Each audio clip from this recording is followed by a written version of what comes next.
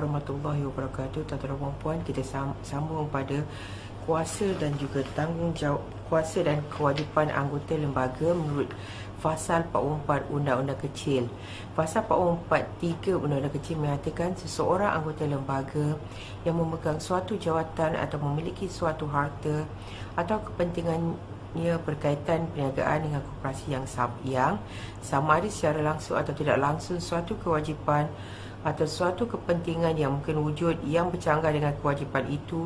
Kepentingannya sebagai anggota lembaga ini hendaklah mengisytiharkan di dalam mesyuarat lembaga pertama yang diadakan selepas pelantikannya, atau dia memiliki harta atau perniagaan tersebut mengenai hakikat, jenis dan takat percanggahan yang mungkin berbangkit.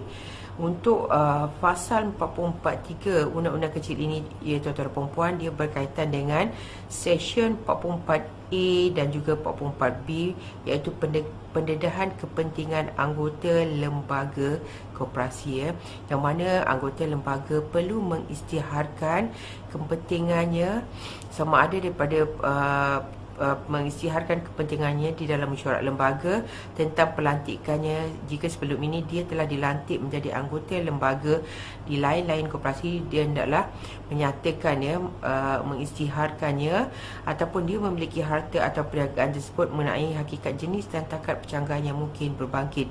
Ini adalah ada kena-mena dengan Seksyen 44A dan juga 44B. Dia hendaklah dibaca bersekali dengan Fasal 44(3) Undang-Undang Kecil ini, ya tuan-tuan dan puan. Kemudian kita tengok kes yang berkaitan, iaitu di mana anggota lembaga koperasi memecat anggota tidak mengikut peruntukan undang-undang. Ni kes Haji Yahya bin Ahmad lawan Koperasi Setiawan Berhad, yang mana isunya Haji Yahya digantung sebagai anggota lembaga koperasi dan dipecat sebagai anggota koperasi, yang mana keputusan tribunal yang memihak kepada yang mana Haji Yahya digantung sebagai anggota lembaga, boleh digantung sebagai anggota lembaga tetapi menolak pemecatannya sebagai anggota kerana koperasi gagal mengemukakan tuduhan bertulis dan memberi peluang kepada beliau untuk membela diri sebelum keputusan pemecatan dibuat. Ini berkaitan dengan Undang-Undang Kecil 23(2), tuan-tuan dan puan. Kemudian kita pergi kepada yang mana kes yang berkaitan juga adalah pengurusi melebihi bidang kuasa, Nah, kes Mahfuz bin Hashim lawan Koperasi Pekebun Kecil Daerah Segamat dan lain-lain tahun 2005 dalam MLJ 726, yang mana Mahfuz ini adalah anggota koperasi dan dia juga adalah sebagai pembekal kepada 500,000 anak benih getah kepada koperasi bernilai 175,000 dan telah memeterai perjanjian dengan pengurusi dan pengurus koperasi. Ini pengurusi dan pengurus koperasi adalah pihak ketiga. Apa yang cantiknya dalam kes ini adalah pengurusi dan pengurus koperasi bertindak sebagai pihak yang ketiga tanpa memberitahu semua anggota lembaga yang ada dalam mesyuarat lembaga, yang mana koperasi telah menamatkan perjanjian dengan Mahfuz atas alasan perjanjian dibuat tanpa persetujuan dan kebenaran anggota lembaga koperasi, yang mana ini adalah gagal mematuhi Undang-Undang Kecil 44(2)U. Keputusan mahkamah memihak kepada Mahfuz, yang mana Mahfuz boleh tuntut daripada koperasi, koperasi boleh tuntut kepada pihak ketiga, iaitu koperasi boleh tuntut daripada pengurusi dan juga pengurus koperasi, tuan-tuan dan puan. Kemudian kita sambung kepada tugas pengurusi.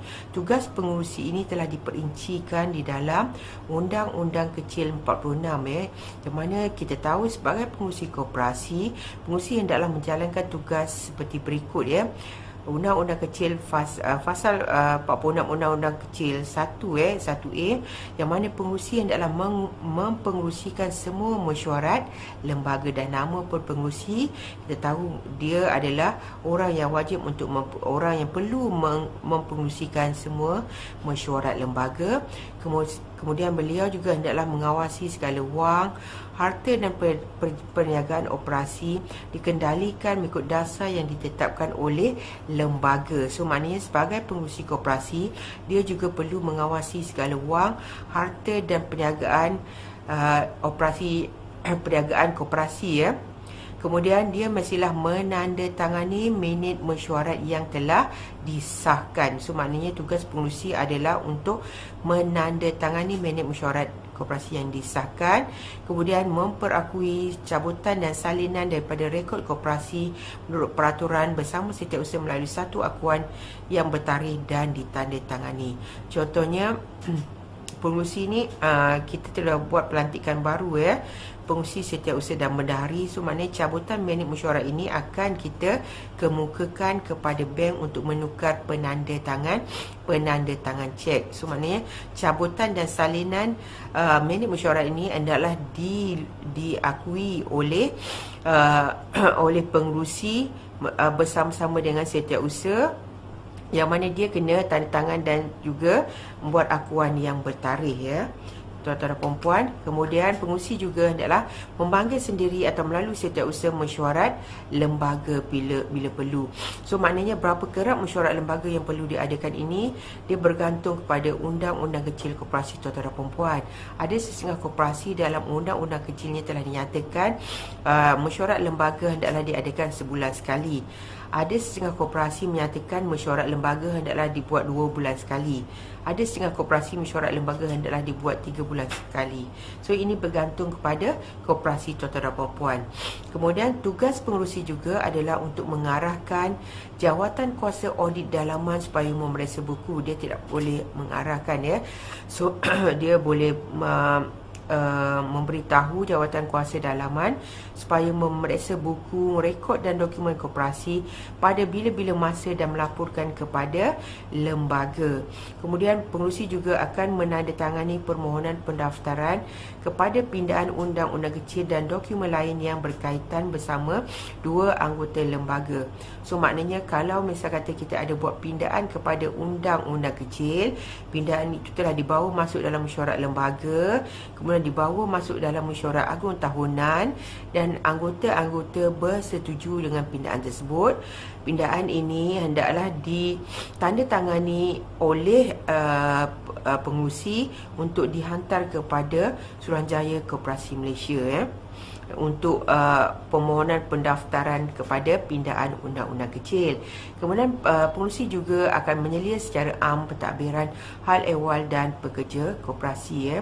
So maknanya dia tak boleh lari daripada tugas dan juga tanggungjawab yang diamanahkan kepada beliau sebagai seorang pengerusi koperasi, menyelia secara am pentadbiran hal ehwal dan pekerja koperasi. Walaupun dia ada setiausaha dia ada tu, dia kena juga tengok secara general ya, secara am pentadbiran hal ehwal dan juga pekerja koperasi.